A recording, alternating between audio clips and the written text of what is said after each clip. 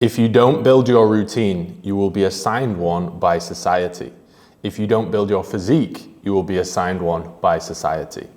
If you don't build your lifestyle, you will be assigned one by society. Look at what society does and run in the opposite direction. You can't control your future, but you can control your habits. Your habits control your future. Today we focus on escaping the gym matrix. 5x5 bench press, the best way to grow your chest. Now, all of this advice is advice that's gonna keep you fucking not very successful. We want to blow up our chest, and in 2024, or approaching 2024, there is a lot better strategies out there than the old myths of the gym world, which are gonna keep you down here, right? There are so many that we're gonna debunk throughout this series of videos, but today we're gonna be running through my death row chest workout. So every movement that I would want in there within one single session.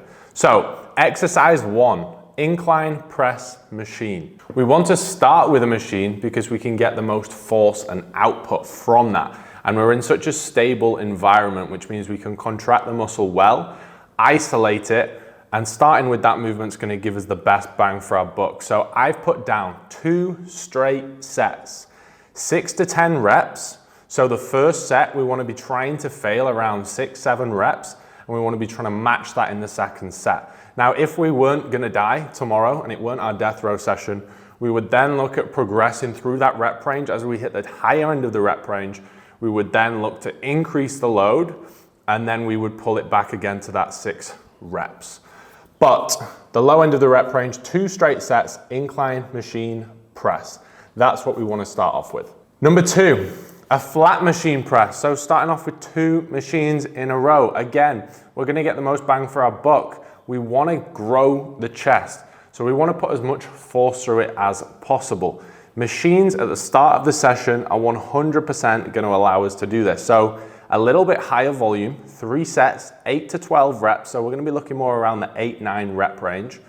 And in an ideal world, we would be picking something with a converging profile. So in this picture, you can see right here, it's a machine that actually works inwards. So we've got the isolation, we've got the power, we've got the force output, but as opposed to it just being a really stable environment, we actually get the full range of motion and contraction as well. Now, some of them you may be actually horizontal, laying on your back, pressing up, but if we can try and find something with a converging profile.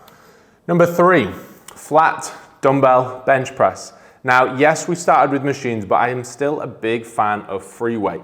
When we pick free weight though, I much prefer dumbbell, for the reason being, just like I said previously, we get that converging profile, which means we can work your chest through a fully lengthened range and shortened range, as opposed to if our hands are just working on this path, that isn't actually taking our chest through the full range of motion, which it is obviously designed to do. We want to take it back and we want to bring it right into a shortened position. I'm going to run you through some training cues later on in the video, but dumbbell press is 100% going to be in there. 2 straight sets, these are your working sets, 8 to 12 reps. Exercise 4, now this is one of my favorite movements for isolating just the chest. A costal cable cuff fly.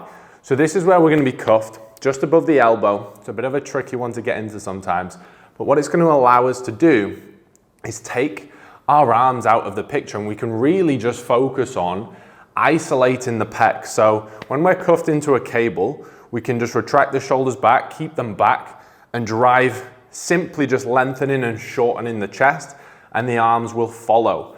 Now, this is such a good exercise because yes, you can isolate it in this movement, but that mind to muscle connection you're gonna find when you're performing this movement, you can take that connection and take it into a different movement like an incline or a flat press machine, or even your dumbbell press. A lot of people find, especially with the free weights, that they're just pressing weight and they actually struggle to isolate the chest. And if we want to grow the chest, we need to isolate it. So when we start finding movements, especially on this movement where we've got the cuffs, which means it's really easy to isolate, but 2, it's a cable. And that means we've got the same tension profile in the lengthened and shortened position. So you're gonna feel the chest firing the whole time. Now, as you start to work through this movement, you will develop some training cues of your own, and that mind to muscle connection you can then take into the other movements, and you'll perform all of those even better. So I'm a big fan of this for isolation, but also working on your mind to muscle connection so you can perform all the other movements even better. 3 straight sets, 12 to 16 reps, again, pushing for failure. Exercise 5. Now, a little bit higher volume to finish the session. D-handle, decline, cable press. So I would have this set up roughly at shoulder height, and when we press, we want to work slightly down. So again, I'm trying to bring the thoughts from the costal fly, where I'm just retracting the shoulders, driving down and getting that squeeze. And as you can see from this picture here, the cables are slightly just working down, and that is actually the profile our chest wants to work on for it to get fully shortened. We want to, in my opinion, just use it as a bit of a pump, a bit of a burnout. So we've got a giant set. Now, you'll see the above are just straight sets. 2 straight sets, 3 straight sets, 2 straight sets, 3 straight sets. That means you're just gonna perform the same weight, the same reps every single set. However, with the giant set, what I want you to do is simply perform about 15 to 20 reps. You're looking at that number, you're thinking 50 reps, that's a lot. A giant set is actually broken down into mini sets, okay? So we wanna pick a weight where you can pretty much get 15 reps, 15 to 20, and you're failing. We then wanna rest for 15 seconds and go straight back in. So we may get 15 reps, 15-second rest, straight back in. We might get another 10. That takes us to 25, 15 seconds rest. We might get another 10. That takes us to 35. And we're gonna keep repeating that process all the way through. And this is gonna be a great way to finish that session. And again, with it being a cable movement, it's great for isolating it and just getting a sick pump. The dirty work, the growth work, in my opinion, is done in those first 3 movements. That's the heavy lifting. That's where we're going slightly lower rep, and we're really getting a lot of output in a stable environment in those machines. And then from more of a pump standpoint and just getting more volume into the chest, we're gonna be doing that with the cable work. So the costal cable cuff fly and the D-handle cable fly. Now, be mindful of these things when training chest if we wanna get the most out of it. So make sure your feeder sets are high quality and make sure you're getting them in correctly. So what I mean by this is too many people know that their, for example, dumbbell press is 50 kg a side, and they go in and they just grab the 50s and go. Now, this isn't the most optimal way to perform and get the most out of your chest. You'd be better off grabbing the 25s, then the 35s, then the 45s, and just going for 4 or 5 reps with each set. It's a warm-up. We're not looking to fatigue. We're not looking to do high reps because we can with the lighter weight. It's simply just to work on our mind to muscle connection so that we can then acclimatize for the working set and get the most out of it. So make sure you are getting your feeder sets in, not to fatigue the muscle, but just so we can get more out of the actual working sets. It's less of a shock and we can actually perform more reps at high quality. We also want to be making sure we nail exercise execution. So if you can, film yourself or get someone to film you and actually look back at it. Reel and feel are very different. I'm going to give you some tips to actually help with the execution in a minute because this is obviously really important. If we want to grow the chest, it's not just about performing the exercises. We do want to make sure we're able to isolate that, and I've got some really good training cues to run you through. Tempo. I often see tempo really fast, pressing weight around, or especially the eccentric, just letting it fall down. So we might press up nicely, but then it just collapses, falls down.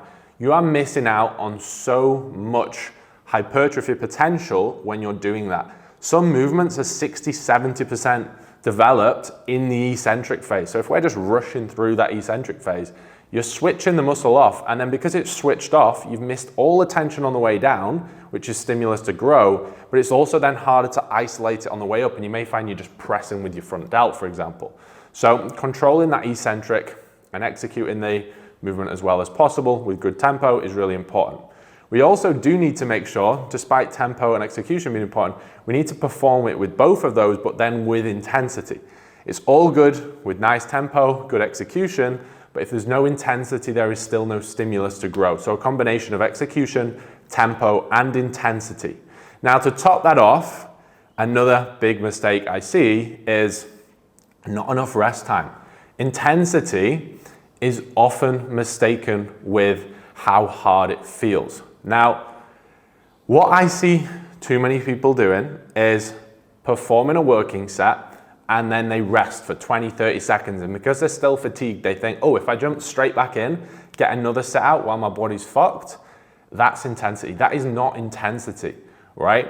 If you were aiming for like 8 to 12 reps and you did your first working set and you got 8, and then you under rested because it felt harder in your second set, and then you only got 5 reps, you've just missed out on 3 reps of tension and stimulus to grow. So yes, it might feel hard mentally, but remember, it's not about what we mentally feel, it's about what the chest is actually taking. Now this would apply obviously to other movements as well. Mind to muscle connection. These are some training cues we've got to go through. So this is how I would start every chest movement. So when we are setting up, we're always going to be against something other than on the D-handle cable fly, okay? So shoulders pinned back onto the bench whilst the arms are fully extended. So we don't want to round forward. We want to have the arms straight, but from this profile, the shoulders are this way, not this way, okay? That's really important to have the shoulders pinned back. That way, from here, we can row back. Don't just let the arms fall and collapse. We want to row back and consciously feel the chest fibers lengthen out. It's not just a fall, it's we retract the shoulders and you're gonna feel the fibers running this way. We wanna keep the tension in, so we don't want to bounce in the bottom. We want to feel the fibers this way, slight pause where you're gonna hold the tension in those fibers. From there, you're gonna keep the shoulders back and you're gonna drive the elbows in whilst keeping the shoulders back. This way, you're gonna see your pecs fired up. This isn't gonna fire your pec up. A simple exercise to just do with yourself with no weight is just practice this. So if you row back, you're gonna feel your chest fibers lengthen. Keep the shoulders back and press. That way, you're gonna see your pecs fired up and popping. I don't care how big your pecs are right now, you will see if they're firing. If your shoulders are coming forward, there's no tension in that. It doesn't matter how many sets you do, you will not grow your chest doing that. So, all I want you to think about when training chest is your chest. I don't want you to ever think about your hands, your arms, pressing, pulling. All I want you to think is chest is lengthening, chest is shortening, chest is squeezing, and that is it. Today, this is what you can do. You're going to use these training cues. Everything I've just told you about how you're going to isolate your chest, I want you to take into your next session. I want you to record yourself or get someone to record it for you. And I also then want you to watch that back and really then go into the next set working on this. Now, if you go into every session with this level of intent, especially if you do this chest session, you don't have to. Obviously, this is more of like a bro split style chest session. But for me, the main thing I want you to take out of this isn't just let's go perform that session, because for the majority of people, just a chest session on its own isn't going to be that beneficial. You're going to be better off with a different split, which means you can hit it more frequently and breaking up that volume across the week. But what I do want you to take from this is understanding why we may do certain movements, why we may do the machines and the force and the output stuff at the start, why we may want some free weight stuff in there, and why we also may want some cable stuff in there. That's what I want you to take away. And then also with those training cues, intention when you're training, execution, tempo, intensity. And if you use those training cues and you get in a combination of these movements into your training, you will absolutely blow up your chest. Now guys, make sure you like this video. If you've taken value from it, make sure you subscribe to the channel. Make sure you're following me on Instagram, on Twitter if you're not already. Instagram is @Tom D. Pearson. Twitter is Tom Pearson EO1. The main reason I'm saying Twitter is also because we're going to be delivering a lot of long form written value, so a lot of education on there as well. We've got the broadcast channel in the Instagram. Now, if there's anything I can help you with or you want to know, just drop me a message into the Instagram inbox. I will do my very best to get back to all of you. And if you guys do want to take it to that next level, obviously we do have our coaching. We've got the Elite Physique coaching at EO1. We've also got the university on the way. And for anyone who's looking to actually build their business out, if they're wanting to enter the industry, we've also got the growth agency. So guys, make sure you like, subscribe, and I'll see you in the next one.